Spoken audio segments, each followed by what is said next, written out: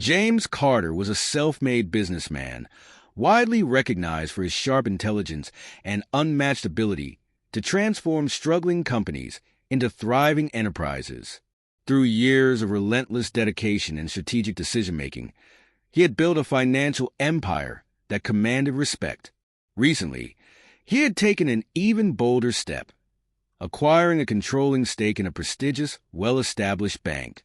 But instead of making a grand spectacle of his new ownership, James chose a different approach. He preferred to stay behind the scenes, quietly analyzing how his employees conducted themselves in their daily operations. One day, he decided to conduct an unannounced visit to one of his bank branches.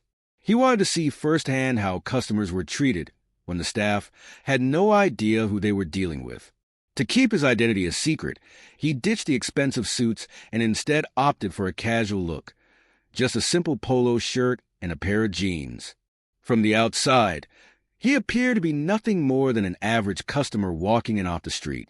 But James had one clear objective: to observe whether his employees treated every customer with the same level of professionalism and respect, no matter their background or appearance. As soon as he stepped inside the bank, his keen eye immediately picked up on something troubling. Customers were not being treated equally. A well-dressed white man ahead of him was warmly greeted by the receptionist, who offered him a bright smile before directing him straight to a senior banker for personalized assistance.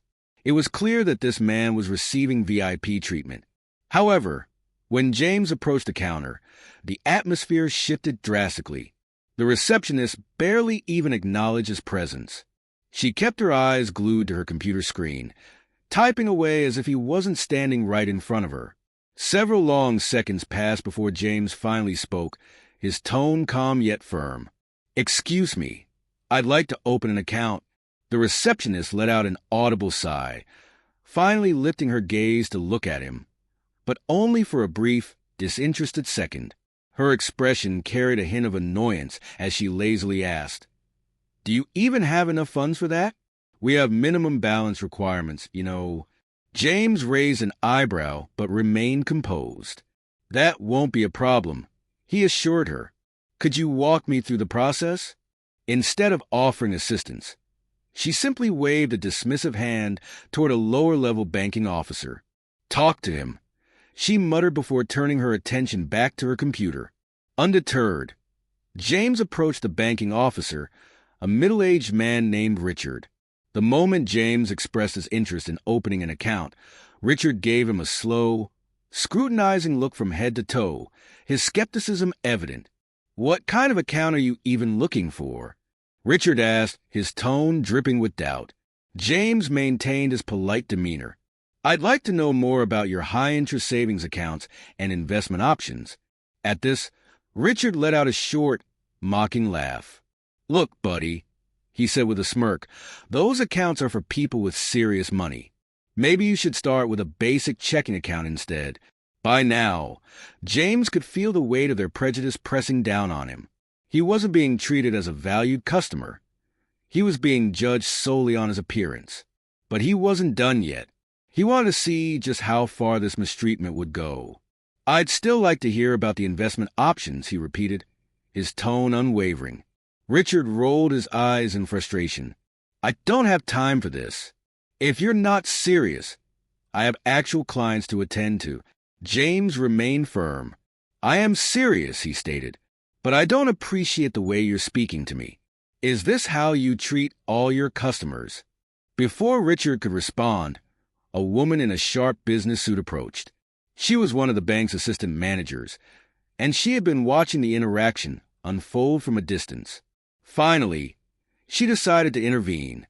"Is there a problem here?" she asked, her arms crossed, her gaze fixed on James as if he were the one causing trouble. "Yes," James answered without hesitation. "I came here to open an account and inquire about investment options, but your staff seems to think I don't belong here."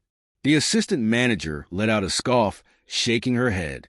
"Sir, if you're not here for legitimate business, I'm going to have to ask you to leave." James blinked, momentarily taken aback by how easily she dismissed him. "And what exactly makes you think I'm not here for legitimate business?" he asked, genuinely curious to hear her response. She sighed impatiently. Because we don't waste time on people who clearly can't afford the services they're asking about.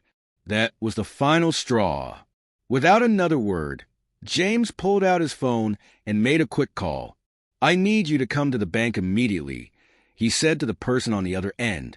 "We have a situation." Within minutes, the front door swung open, and two senior executives of the bank strode in. The moment they spotted James, their faces turned ghostly pale. "Mr. Carter?" one of them exclaimed, rushing toward him. "We weren't expecting you today."